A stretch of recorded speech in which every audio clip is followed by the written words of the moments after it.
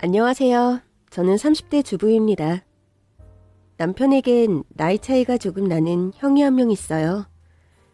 연애할 땐 기혼에 성공한 사업가라고만 알고 있다가 시댁으로 처음 인사를 하러 가던 날 처음으로 아주버니와 형님을 만났죠.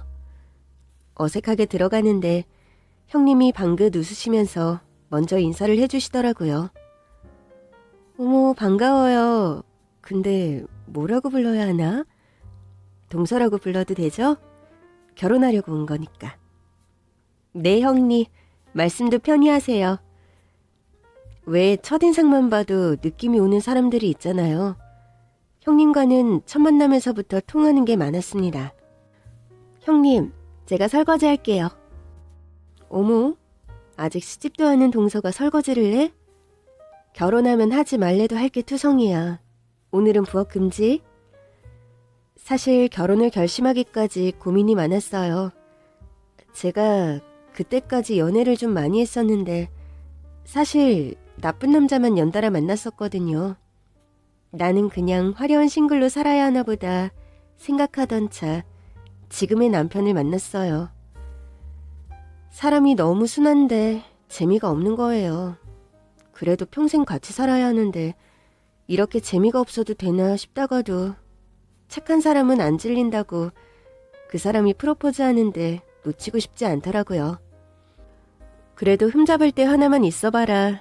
절대 결혼 안 한다. 그러면서 시댁에 인사를 받는데 흠잡을 때는커녕 형님과 첫날부터 죽이 잘 맞아서 이 사람들이랑은 가족이 돼도 괜찮겠다 싶었죠. 결혼하고 얼마 지나지 않은 어느 늦은 밤 시어머니가 급히 저희를 부르셨습니다. 저는 남편과 급히 시댁으로 향했죠.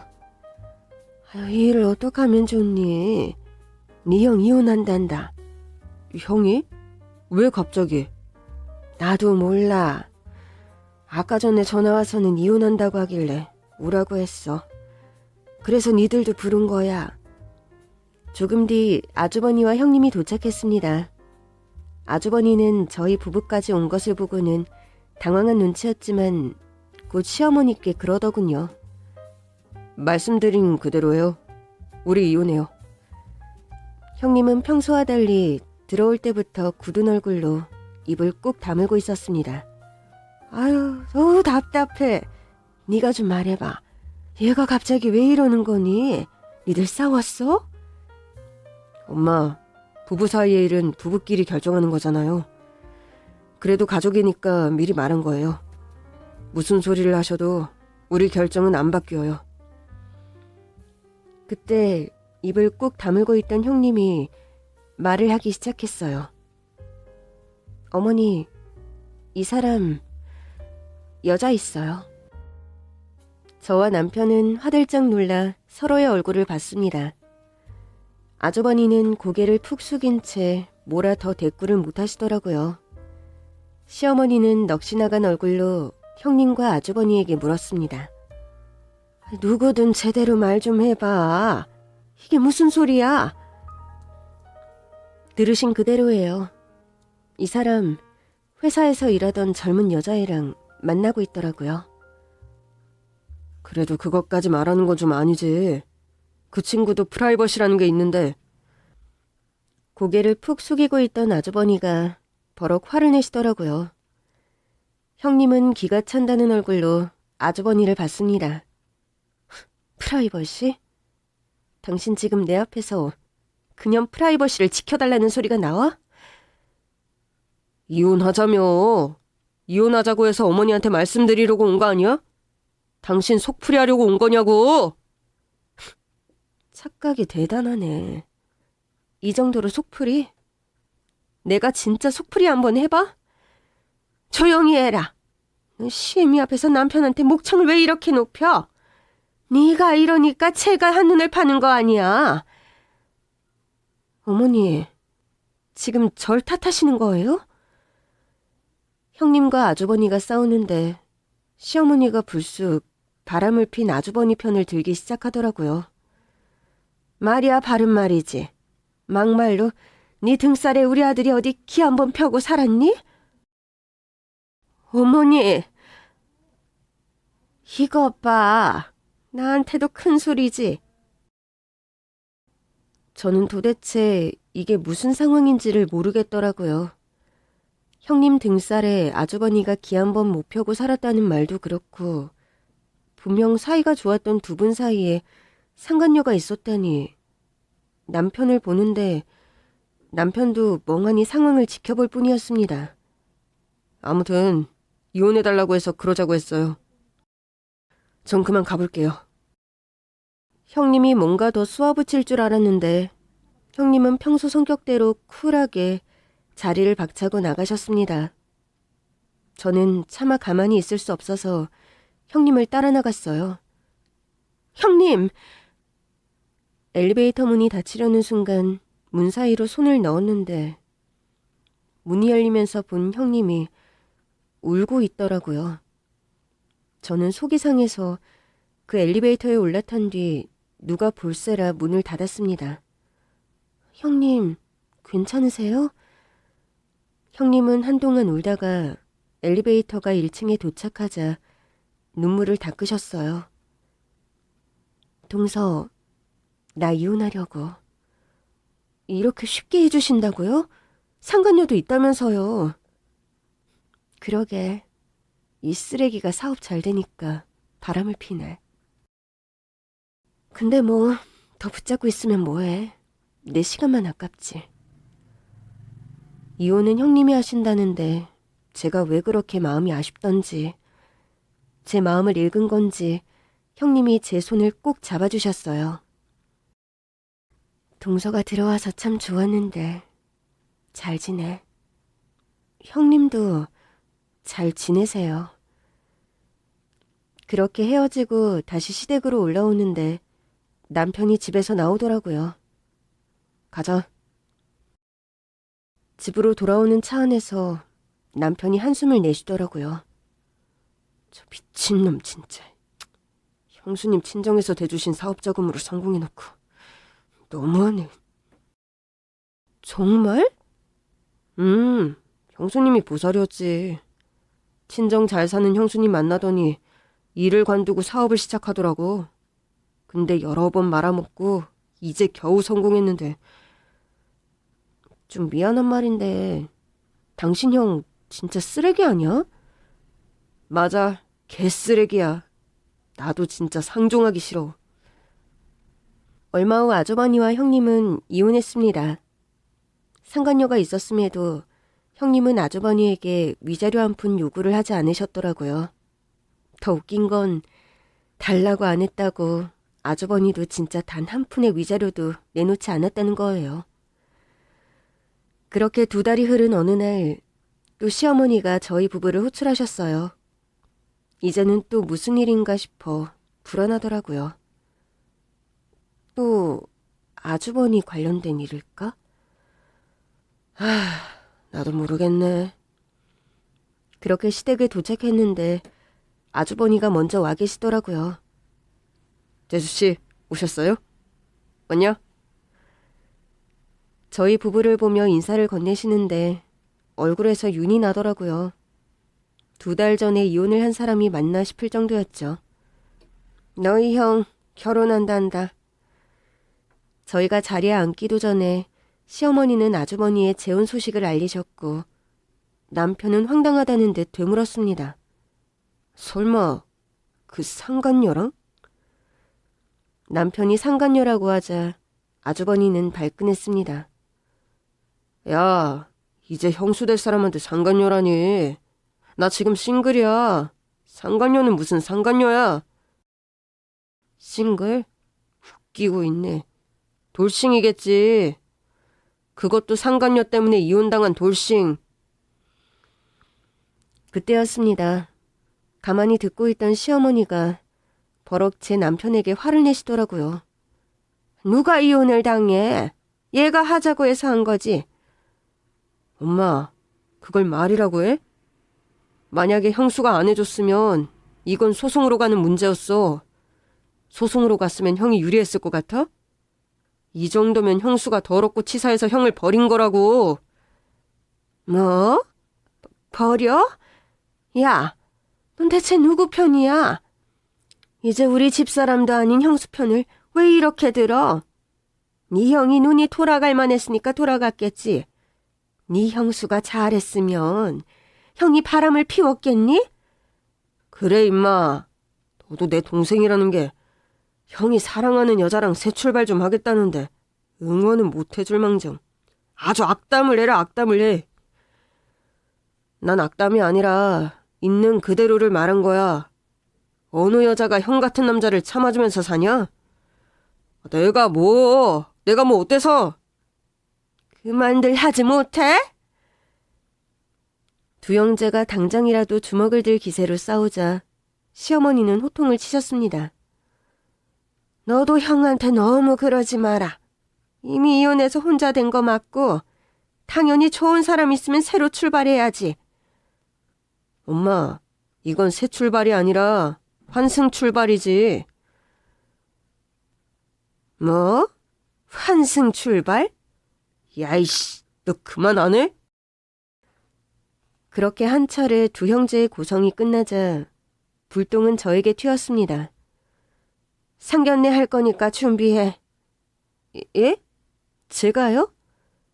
그럼 지금 며느리가 너 하나인데 누가 해? 어머니, 조강지처 그렇게 버리면 큰일 나요.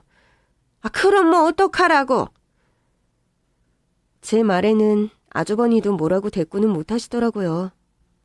아무래도 서로 편한 사이는 아니었어요. 하필 제가 결혼하고 얼마 안가 형님과 이혼을 하시는 바람에 더 친해질 만한 기회도 없었죠.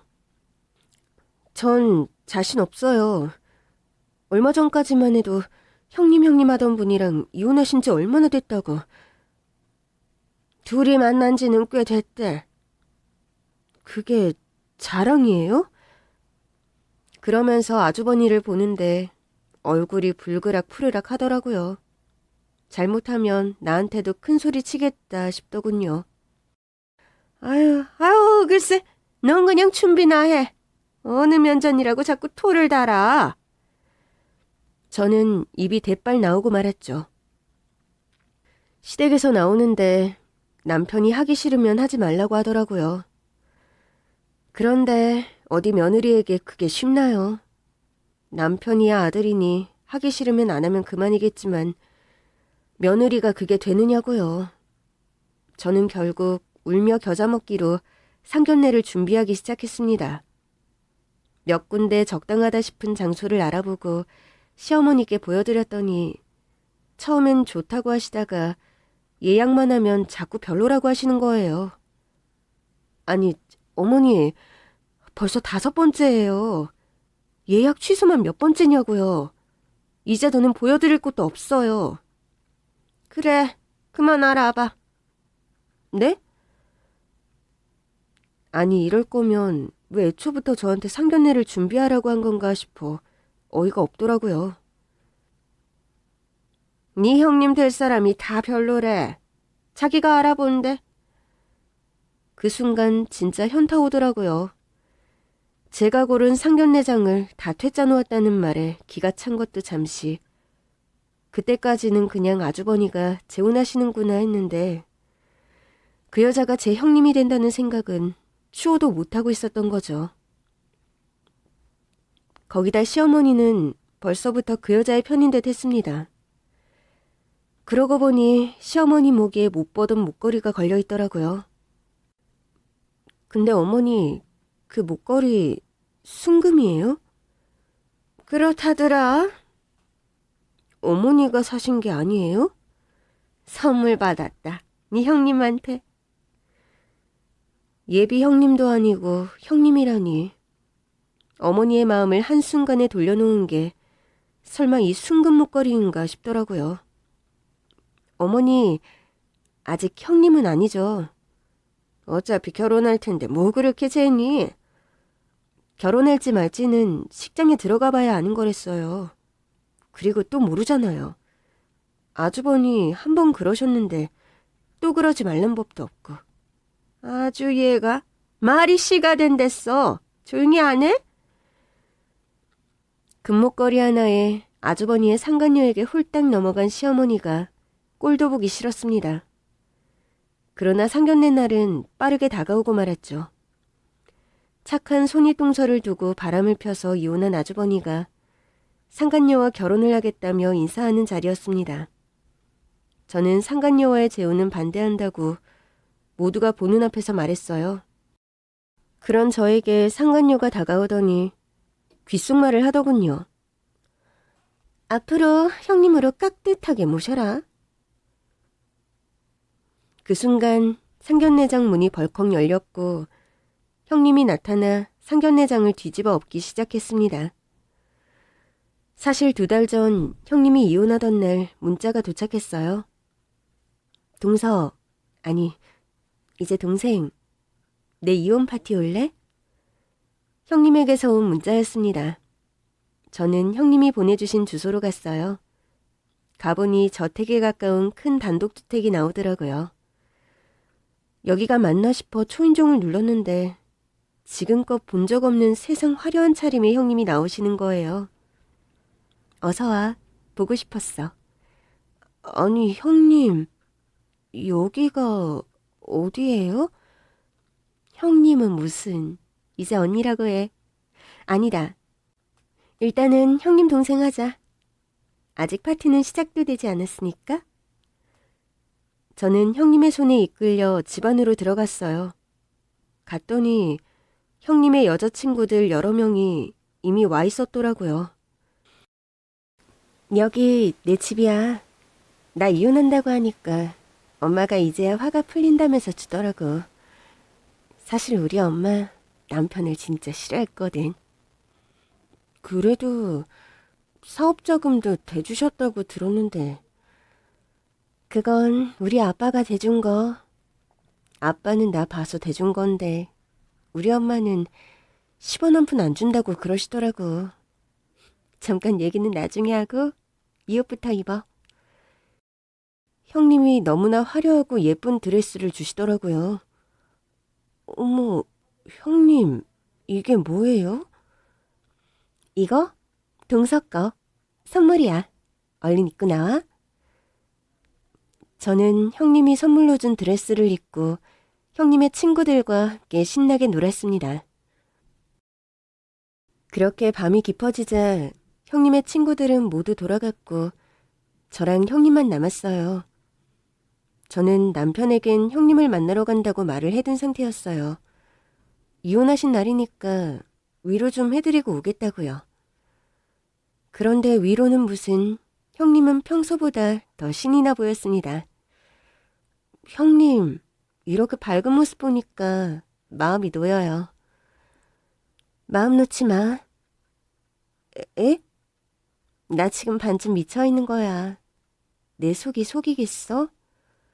내 친정 돈까지 털어다가 겨우 사람 만들어놨더니 이 새끼가 날 버리고 젊은 년이 좋다는데? 그나저나 그 상간녀는 어떤 여자예요? 아주버니 회사 직원이라고만 들어서요.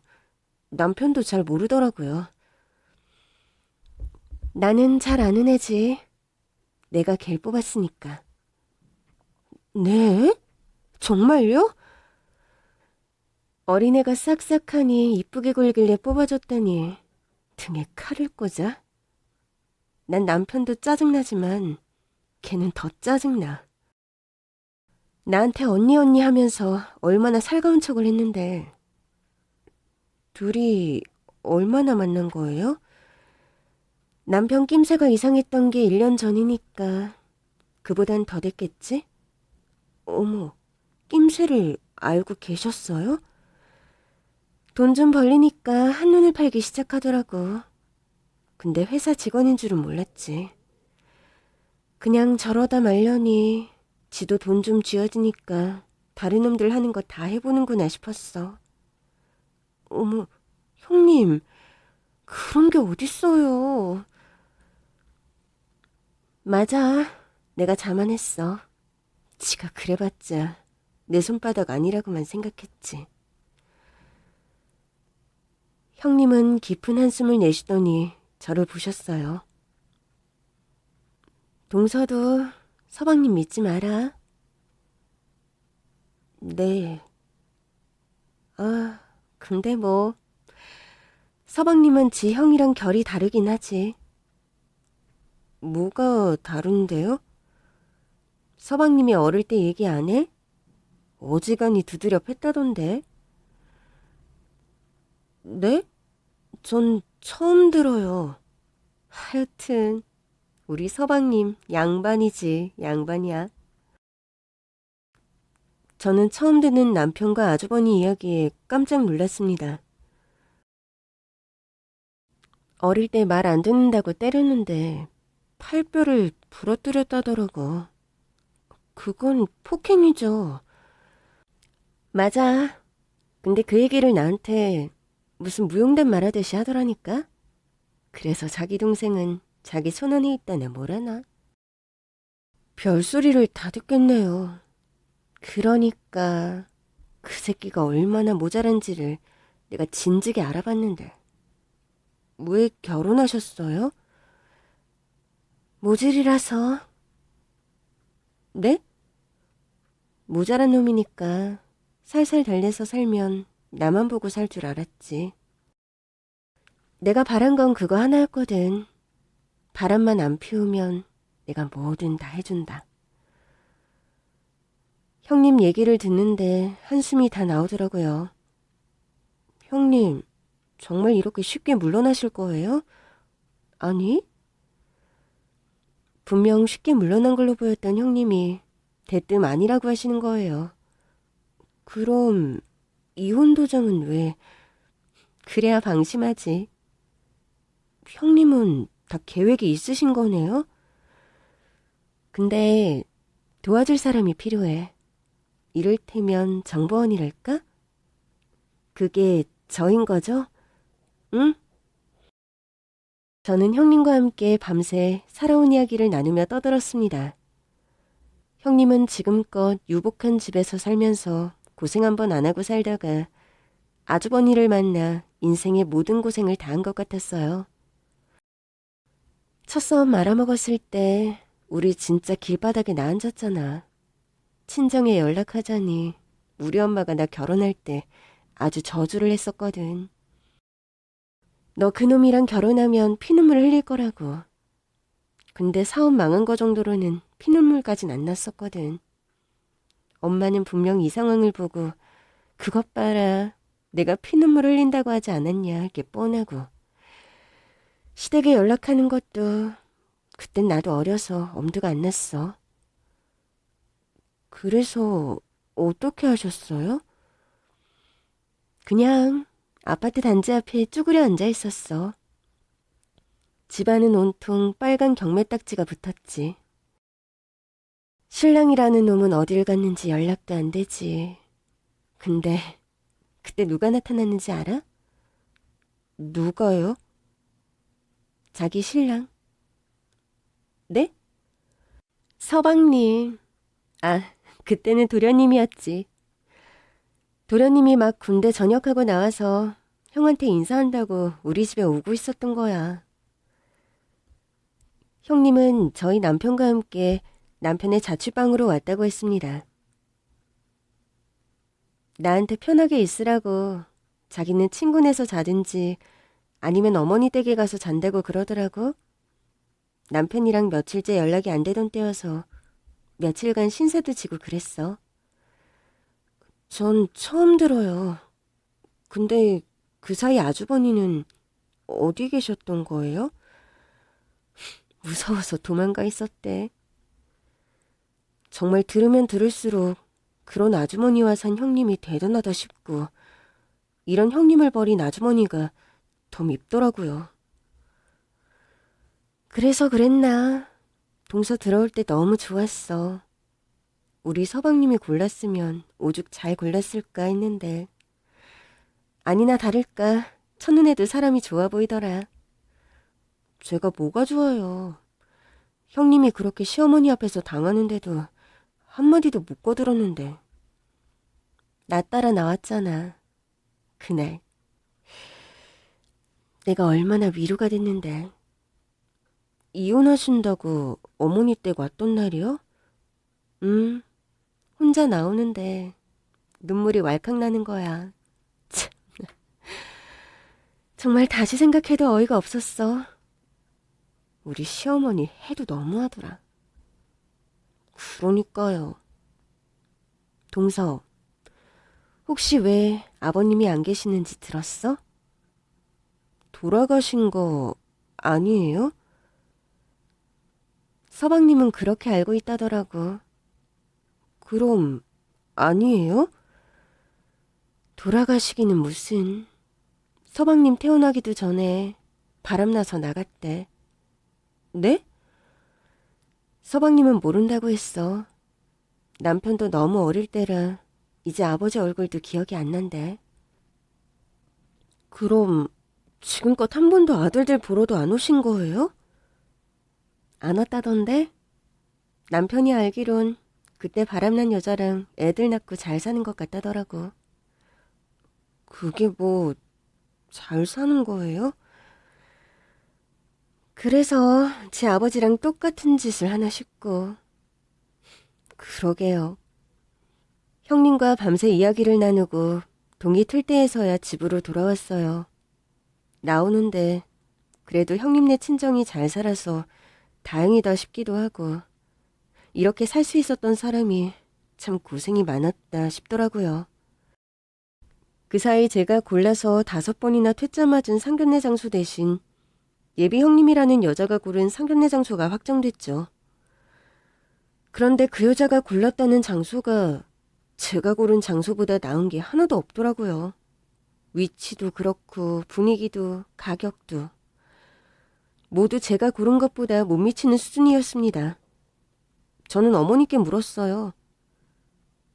어머니, 혹시 상견례 비용 누가 내기로 했어요? 네 형님이 낸다더라. 어머니, 아직 형님 아니라니까요? 어머니는 여전히 그 여자가 사주었다는 순금 목걸이를 목에 건 채 으스대고 있었습니다. 겉보기엔 꽤 비싸 보이는 목걸이였는데 저 정도 목걸이를 사줄 수 있으면서 고른 상견례 장소라기엔 좀 허접하더라고요.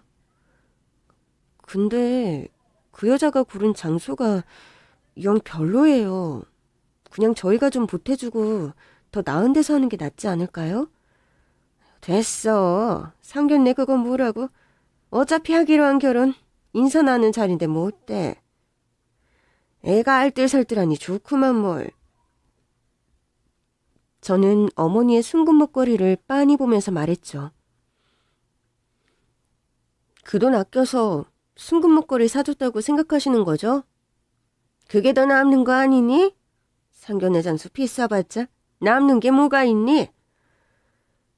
저는 그 목걸이도 어째 의심스러웠습니다. 어머니, 그거 순금인지 확인해 보셨어요? 예, 그걸 확인해 봐야 하니? 딱 봐도 순금이지. 내가 이 나이에 순금도 못 알아보고 속았을까봐? 넌 이런 걸 해본 적이 없으니 모르겠지만 빛깔만 봐도 순금이야. 넌 정말 도대체 뭐가 그렇게 못마땅해서 자꾸 트집을 못 잡아 안달이야. 본 적도 없잖아. 저는 속으로 안 봐도 비디오죠라고 생각했지만 굳이 말하진 않았어요. 그리고 기다리지 않았던 상견례 날이 다가왔죠. 어머니를 모시고 도착해보니 아주버니는 그쪽 집안 사람들과 함께 이미 와 있더라고요. 상간녀는 처음 보는 저와 남편에게 관심을 보였어요. 어머, 반가워요. 그러면서 손을 내미는데 벌써 손윗사람 노릇을 하려는 건지 고개가 빳빳하더라고요. 딱 봐도 이제 겨우 20대구나 싶은 여자였습니다. 반갑습니다. 그래도 남편은 형의 세보인 될 사람이라고 손이라도 잡아주더군요. 저는 그 손은 못 본 척 자리에 앉았습니다. 여자는 머쓱해하며 손을 치우면서도 시어머니를 향해 굳이 한 소리를 하더라고요. 아, 어머니, 동서가 아주 보통이 아닌 것 같네요. 어? 아니, 왜? 아니, 형님 될 사람이 먼저 인사를 청하면 받아주는 게 예의 아니에요?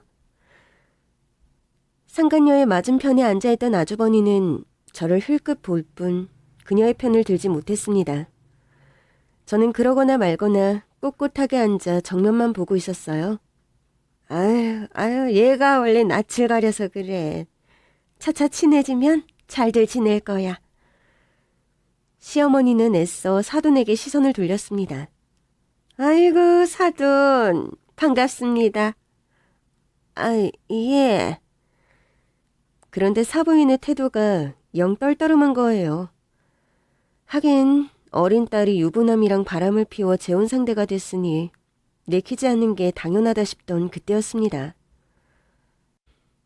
아니 근데 사부인, 저기 앉은 둘째 며느님이 우리 애보다 손 아래 사람 아닌가요? 예, 그렇지요. 그럼 버릇이 없이 굴면 혼을 내셔야지. 그렇게 넘어가시면 어떡합니까? 가뜩이나 저희 애는 초혼의 나이도 어린데 벌써부터 나이 어리다고 무시당할 게 훤히 보이는데 어떻게 시집을 보냅니까? 그러면서 상간녀를 보더라고요. 순식간이었지만 순간 상간녀와 그녀의 엄마가 눈빛을 교환하는 것 같았어요. 순식간에 불똥은 다시 저에게 튀었습니다. 너는 새 식구 맞은 자리에 똥이라도 씹었냐? 표정이 그게 뭐야? 그리고 손이 똥서가 인사를 하면 일단 예 형님 하고 받는 게 인지상정이지. 얼른 다시 인사해. 저는 기가 차서 상간녀의 엄마를 보며 말했어요. 저기요, 예비 사돈 어르신. 죄송하지만 본인 딸이 저한테 인사를 못 받는 건 어려서가 아니라 상간녀여서입니다. 뭐? 아니, 이 여자가 지금 뭘 하는 거야? 누구더러 상간녀래? 어머, 설마 모르셨어요? 그쪽 따님이 유부남이었던 우리 아주버님하고 바람 피운 거잖아요. 상간녀 엄마의 얼굴이 새빨개졌습니다. 이봐요. 이혼한 마당에 바람은 무슨 바람? 이 여자가 정말 생사람을 다 잡네. 누가 생사람을 잡아요? 생사람 잡은 건 그쪽 따님이랑 우리 아주버니죠. 제가 어떻게 기쁘게 상간녀를 제 형님으로 맡겠어요? 우리 형님이 어떻게 이혼하고 나갔는지를 다 봤는데. 예, 너 그만 못해? 상간녀 엄마의 표정을 보아하니 이미 다 알고 있는 눈치더라고요. 형님에게 들은 바로는 상간녀는 학벌도 고졸해 스펙 하나 없는 여자였어요. 그러니 아주버니가 돌싱이긴 해도 자식도 없지, 사업 잘 되지. 굳이 마다할 혼처는 아니었던 거죠. 솔직히 말해 전 이 결혼 반대예요. 조강지쳐 버리고 상간녀랑 그것도 2달 만에. 이게 말이 돼요? 사람들이 예의가 있으면 이렇게 결혼은 못하죠. 아니, 네가 반대하면 어쩔 건데? 사부인, 귀담아 듣지 마세요. 얘가 무슨 선택권이 있겠어요? 그냥 전에 지 형님이랑 사이가 좋았어서 지금은 마음이 좀 불편해서 저러는 거예요. 마침 식사가 들어오기 시작했고 두 집안 모두 잠시 조용해졌습니다. 식사가 세팅된 뒤 시어머니는 애써 사돈을 달래기 시작했어요. 아유 참, 이렇게 반가운 자리에 다 처음이라 그런 거예요. 그래봤자 얘가 손 아래인데 뭘 어쩌겠습니까? 신경 쓰지 마세요. 지들끼리 잘 살면 그만이죠. 장모님, 장인어른, 제가 죄송합니다. 제가 죄인이에요. 그리고 재수씨, 제가 잘못했으니까 이제 그만하시죠. 아주버니가 분위기 좀 바꿔보겠다고 대뜸 죄송하다고 하는데 제 안에서는 더 불끈 화가 치밀어 올랐습니다. 지금 죄송하다고 하셨어요? 예. 아니 재수씨도 저 때문에 하루아침에 잘 지내던 손윗동서를 잃은 거니까 뭐. 형님한테는 사과한 적 있으세요? 순간 아주버니의 표정이 딱딱하게 굳더라고요. 주지 말란다고 위자료 한 푼을 안 내놓는 위인이니 사과를 했을 리가요. 저희 남편한테도요. 사과한 적 있으세요? 제가 쟤한테 무슨 사과를 합니까? 형님 때는 아무 말도 못하던 양반이 제 남편에게 사과했느냐고 물으니 발끈하는 거예요. 어릴 때 팔이 부러지게 때리셨다면서요. 아주버니가 제 남편을 획 째려보더군요. 야, 네가 말이냐? 그게 언제적 일인데 와이프한테 일러 바쳐. 남편은 어리둥절한 얼굴로 저를 봤습니다. 여보, 그거 어떻게 알았어? 그 순간 시어머니가 자리에서 벌떡 일어나며 소리쳤습니다. 다들 조용히 못해? 순식간에 장내는 조용해졌습니다. 시어머니는 저를 째려보면서 말했어요. 너 아주 이 결혼을 망치고 싶어서 작정을 했구나. 그래봤자 소용없어. 네가 뭐라고 씨부리든 얘들은 결혼할 거니까. 너 이제부터 깍듯하게 형님이라고 불러. 너무 기가 차서 할 말을 잃은 채 있던 그때였습니다. 상간녀가 자리에서 벌떡 일어나더니 저에게 뚜벅뚜벅 걸어오더라고요. 저는 제게 뭘 하려고 저러나 보고 있었죠. 제 옆으로 바짝 다가온 상간녀는 제 얼굴을 빤히 보며 말했습니다. 앞으로 형님으로 깍듯하게 모셔라. 옆에서 같이 들은 남편이 한마디를 할 기세였어요. 저는 남편의 손을 꼭 잡은 채 문자를 보냈습니다. 형님, 들어오세요. 그리고 이내 상견례장 문이 벌컥 열렸습니다. 동시에 등장한 형님은 몸이 3배는 부풀어 보이는 퍼자켓에 좋기 15cm는 돼 보일 힐을 신고 손에는 보란듯이 명품백을 들고 있었습니다. 형님을 본 아주버니와 상간녀는 눈이 휘둥그레져 있었습니다. 아, 잘 찾아온 것 같네? 여기가 바람난 유부남이랑 상간녀 상견례 자리 맞죠? 며칠 전 저는 형님께 상견례 장소와 시간을 모두 공유했습니다. 그러나 형님이 등장하는 순간 저야말로 입이 쩍 벌어지고 말았어요. 어느새 머리까지 백금발로 탈색을 한 형님은 흡사 마돈나가 등장한 것처럼 화려한 차림새 그 자체였습니다. 형님을 본 상간녀는 고개도 못 든 채 안절부절 못하더라고요. 형님은 테이블 가장 끝 중앙에 서더니 상간녀와 아주버니, 상간녀의 부모님을 순서대로 훑어봤어요. 얼마나 궁금했는지 몰라요. 이런 딸년을 누가 키우셨나. 상간녀의 엄마가 시뻘개진 얼굴로 소리쳤습니다. 그쪽이 우리 한서방 천부인인가 보죠? 아니, 천부인이면 천부인이지. 이게 무슨 행패예요? 이혼들도 한 사이에. 형님은 기가 찬다는 듯 코웃음을 쳤습니다. 아니죠. 뭐가 아니에요? 저는 그쪽 딸년 회사 대표 사모였죠. 형님의 말에 상간녀의 엄마도 찍소리를 못하더라고요. 시어머니는 자신밖에는 형님을 말릴 수 없다고 생각한 건지 자리에서 일어나 형님에게 다가갔습니다. 예, 아무리 그래도 그렇지 이미 헤어진 사이에 이건 좀 아니지. 나랑 나가서 얘기하자. 네가 섭섭했던 거 내가 다 들어주마. 형님은 시어머니가 목에 차고 있는 순금 목걸이를 빤히 보더니 손으로 그 목걸이를 잡아챘습니다. 순식간에 순금 목걸이는 끊어져 버렸어요. 시어머니는 기함하며 소리쳤습니다. 얘가 미쳤나? 이게 얼마짜린데? 얼마짜린데요? 뭐? 시어머니가 울상이 된 얼굴로 물었지만 형님은 아무렇지 않다는 듯 되묻기만 했습니다. 가격을 알 리 없는 시어머니가 상간녀에게 물었어요. 예, 네가 대답해봐라. 네가 선물로 준 거니까. 이거 얼마 주고 샀니? 그런데 상간녀가 대답을 못하는 거예요. 사실 형님을 만났을 때 제가 시어머니가 차고 있는 순금 목걸이 얘기를 해드렸거든요. 상간녀가 해줬다고 얼마나 애지중지하는지 모른다고. 그거 안 해드린 저는 이제 찬밥이라고 신세한탄을 했었는데 그걸 기억하신 모양이었어요. 그래도 그렇지 그 목걸이를 끊어버릴 거라곤 생각도 못했죠. 얘가 왜 이렇게 말이 없어? 얼른 대답해야 얘더러 물어내라고 하지. 형님은 끊어진 시어머니의 목걸이를 손바닥에 올려놓고는 상간녀를 보며 물었습니다.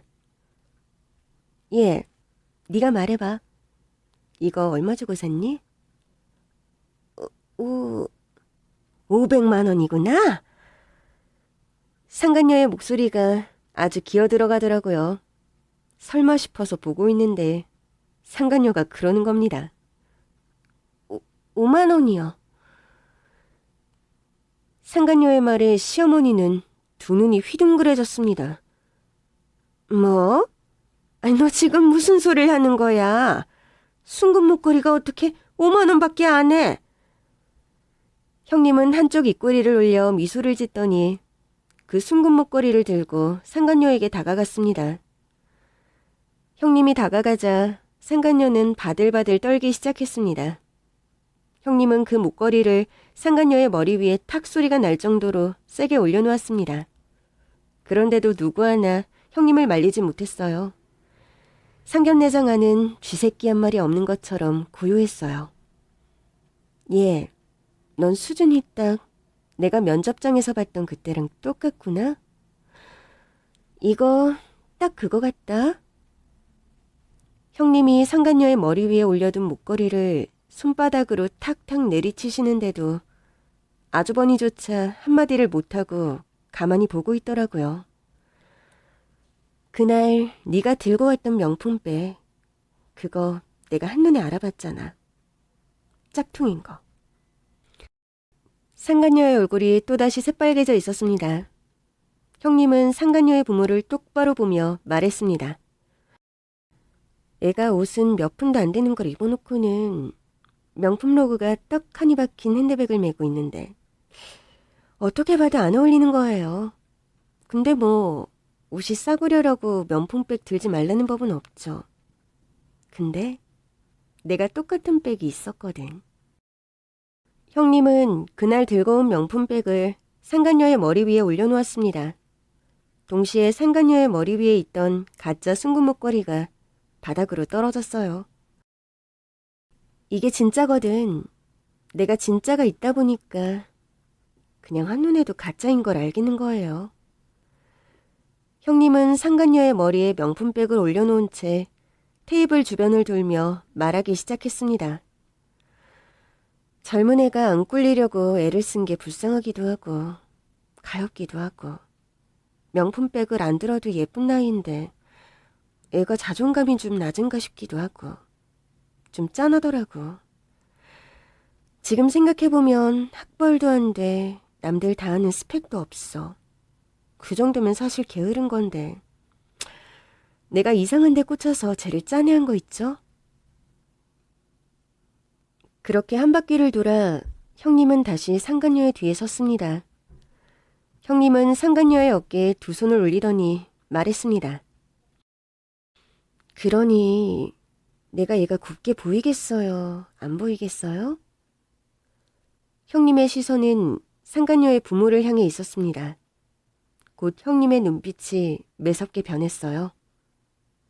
당신들 얘 부모 맞아? 저는 형님이 왜 저런 걸 묻는 건지 모르겠더라고요. 화가 너무 나서 화제가 엉뚱한 데로 흘러갔다고 생각한 그때였습니다. 상간녀의 부모가 자리에서 벌떡 일어났습니다. 죄송합니다. 그 말과 동시에 상견례장에서 주랭랑을 치며 도망을 나가더라고요. 저는 놀라서 형님을 봤습니다. 형님은 무표정한 얼굴로 이제는 빈 상간녀의 옆자리에 다리를 꼬고 앉았습니다. 그리고 시어머니와 아주버니를 마주보시더라고요. 예, 부모님 없어요. 당신도 몰랐니? 아니면 알고도 모른 척 해준 건가? 시어머니는 아직도 상황 파악이 안 된 듯 했습니다. 그럼 저분들은 양부모야? 왜 갑자기 나가는 거야? 아주버니도 전혀 몰랐던 눈치더라고요. 그게 무슨 소리야? 그럼 지금 나간 분들은? 제가 고용한 거예요. 시어머니는 그제야 이해가 된 건지 기막혀 했습니다. 아니, 부모도 없단 말이야? 그리고 내 목걸이는 그게 5만 원이라니? 그건 또 뭐고? 그제야 불똥이 상간녀에게 튀더라고요. 목걸이는 골드필드예요. 뭐? 겉에 순금을 입힌 거라고요. 딱 봐도 빛깔이 아니던데 전혀 못 알아보셨나 봐요? 순금 목걸이 선물에 눈이 멀어서? 시어머니는 어이가 없다는 표정을 지으면서도 형님의 명품백에서 눈을 못 떼시더라고요. 아니 근데 그게 진짜 명품백이라고? 네, 갑자기 이혼녀가 되는 바람에 창피하게도 이 나이에 엄마 카드 쓰고 사네요. 아니 이제 결혼해서는 한 번도 그런 걸 안 사더니. 그땐 엄마 카드를 못 썼죠.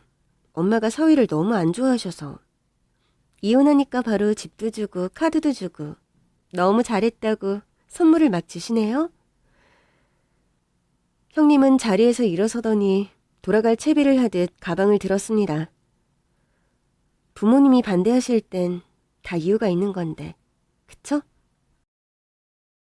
그리고 상간녀의 뒤를 지나쳐 가는 줄 알았던 형님이 돌변해 상간녀의 머리채를 잡았습니다.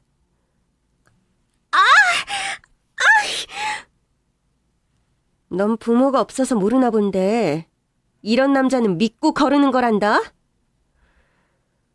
형님은 상간녀가 비명을 지르든 말든 머리채를 잡은 채 그 여자를 들어 바닥에 패대기 쳤습니다. 이건 없는 네 부모 대신 내가 하는 훈계. 잘못했으면 벌을 받아야지. 벌 주는 사람이 없으니 애들이 버릇이 없이 커요. 그러고는 시아주버니를 빤히 보던 형님은 깊은 한숨과 함께 말했습니다. 조만간 고소장 갈 거야. 네가 우리 엄마 돈 빌려간 거 안 갚은 거 갚으라고. 위자료는 됐고 빚이나 갚아. 그리고는 시어머니와 아주버니를 보며 혀를 차더니 상견례장을 나가버렸습니다. 형님이 떠난 뒤에도 아주버니는 바닥에 쓰러져 있는 상간녀를 일으켜줄 생각도 못하더라고요. 한바탕 태풍이 휩쓸고 간 것처럼 우리 모두 얼이 빠져 있었습니다. 먼저 침묵을 깬 건 시어머니였어요. 누가 쟤한테 여기 알려준 거야? 너야? 시어머니가 저를 보며 따지듯이 물었지만 남편이 저를 보호했습니다. 나야. 내가 형수한테 알려줬어. 뭐? 네가 왜? 그냥 형수도 마음에 맺힌 게 많을 거 아니야. 너, 네 와이프랑 살더니 이제 아주 미친 거냐? 엄마, 미친 건 형이랑 저 상간녀지. 저기요, 왜 부모님은 있는 척 한 거예요? 부모 없다고 결혼 못하는 것도 아닌데? 그제야 상간녀는 홀로 자리에서 느릿느릿 일어나더군요. 머리가 산발이 된 채 의자에 앉으려는 그 여자에게 시어머니가 버럭 소리쳤습니다. 앉기는 어딜 앉아? 결국 상간녀는 자리에 앉지도 못한 채 서서 해명을 해야 했습니다. 제가 학벌도 없고 뭣도 없어서 부모님이라도 좀 있는 척을 해야 할 것 같아서요. 네 주제는 아는구나. 네가 얘 전처보다 내세울 게 없는 건 아나 보지? 목걸이는? 어머니, 제가 순금이라고 한 적은 없잖아요. 뭐라고? 아니 이게 지금 말이야 소야? 너도 말 좀 해봐. 넌 도대체 바람을 펴도 어쩜 이렇게 아무것도 없는 애랑 필 수가 있니? 상간녀는 울먹이기 시작했고 아주버니는 끝내 말이 없었습니다. 저는 남편에게 일어나자고 신호를 보냈습니다. 저희 가요. 이러고 그냥 간다고? 그럼 저 상간녀 머리라도 빗겨줄까요? 아니, 네 형님이 돈을 갚으라잖아. 그럼 빌린 돈인데 안 갚아요? 너 걔랑 친하잖아. 어떻게 말 좀 잘해봐. 이건 너무하잖니? 어머니, 이 일에는 어머니도 책임이 있으세요. 형님이 아주버니한테 어떻게 하셨는데. 친정엄마 반대에도 결혼해서 사업 자금까지 다 대주고 이제 좀 아주버니 사업으로 먹고 살만해지니까 이혼해달라니. 어머니 아들이 무슨 짓을 했는지 제대로 좀 보세요. 그럼 내가 어떻게 해? 내 아들이 걔랑 살기 싫다는데. 그래도 혼을 내셨어야죠. 조강지처한테 그렇게 하면 못 쓴다고. 그리고 형님 친정돈으로 사업해서 먹고 살면서 위자료도 안 주는 게 말이 돼요? 그래놓고 지금 형님이 너무하다는 생각이 드세요? 그리고 저는 마지막으로 남편을 보며 물었습니다. 당신도 여기서 정해. 이 집 식구로 살 건지 나랑 살 건지. 남편은 한치의 망설임도 없이 대답했습니다. 엄마, 나 형이랑은 인연 끊고 살 거야. 나도 형수한테 미안해서 얼굴 보면서는 못 살 것 같아. 아주 잘들 한다. 이제는 형제 사이도 갈라놓으려는 셈이야? 시어머니는 저를 보며 소리쳤지만 남편이 그 앞을 가로막고 섰어요. 지금껏 엄마도 나한테 안 준 용돈을 형수는 매달 챙겨줬어요. 나 취업하고도 살 거 많다고, 필요한 데 많을 거라고. 형이 사업 족족 말아먹을 때였는데 자기 돈 털어서 나한테 용돈 주던 사람이라고. 나는 형수가 내 가족이었어. 형보다 더 믿고 고마워한 가족이었다고. 남편은 제 손을 잡더니 상견례장을 나갔어요. 나가다가 뒤를 돌아보니 시어머니가 황망한 얼굴로 저희를 보고 있더라고요. 며칠 뒤 저는 형님과 만나 수다를 떨었습니다. 그게 순금목걸이 아닌 건 어떻게 아신 거예요? 솔직히 나도 눈으로 봐선 하나도 모르겠더라. 근데 슬쩍 당겼는데 툭 끊어지잖아. 고리를 보는데 골드필드라고 쓰여있더라고. 어머니는 영어를 모르시니까 그냥 순금이려니 하셨겠지. 와, 그거 안 끊어졌으면 애매해질 뻔했네요. 하늘이 도왔다니까. 근데 그 상간녀한테 부모님 없는 건 어떻게 하신 거예요? 내가 걔를 예뻐했다고 했잖아. 그러다 알게 된 거지. 그래서 더 짠했었어. 근데 웬 상견례를 한다길래 무슨 소린가 싶어서 와봤더니 역시나 사람을 고용한 것 같더라고. 그렇게 우리는 깔깔대며 웃다가 울다가 오랜 이야기를 나눴습니다. 마냥 속이 편한 건 아니었어요. 특히 남편이 신경 쓰였죠. 그런데 우리 남편 정말로 조금도 아쉬워하지 않더라고요. 우리 엄마 어릴 때부터 형만 예뻐하고 내 팔이 부러졌을 때도 그랬어. 내 뼈가 원래 약했다고 형이 뭐 얼마나 세게 때렸겠냐고. 그 일 이후 형도 놀랐는지 때리진 않았지만 지금도 생각하면 좀 소름 끼쳐. 그렇게까지 형 편을 들 필요가 있었나 싶고. 그래서 실은 나 속이 좀 시원했어. 당신이 아니었으면 안 보고 살 수 있는 생각도 못했을 거야.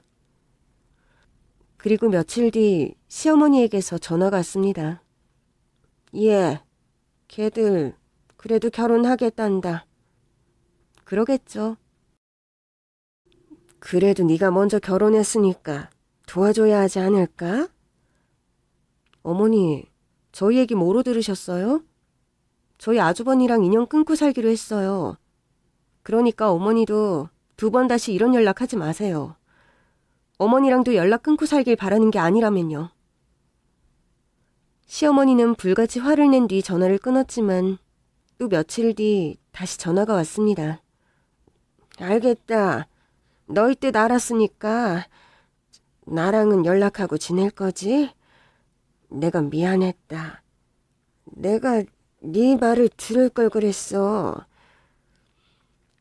그렇게 저희 부부는 공식적으로 아주버니 상간녀와 손절했습니다. 시어머니도 다신 마주치지 않게 해주시겠다고 약속을 하셨고요. 마지막으로 들은 아주머니 소식은 형님에게 돈을 갚지 못해 회사에도 압류 절차가 들어갔다는 얘기였습니다. 반면 형님은 전보다 건강하고 행복하게 잘 지내고 계세요. 저희 부부는 형님과 만나 한 번씩 식사도 하고 안부도 전하면서 잘 지내고 있답니다.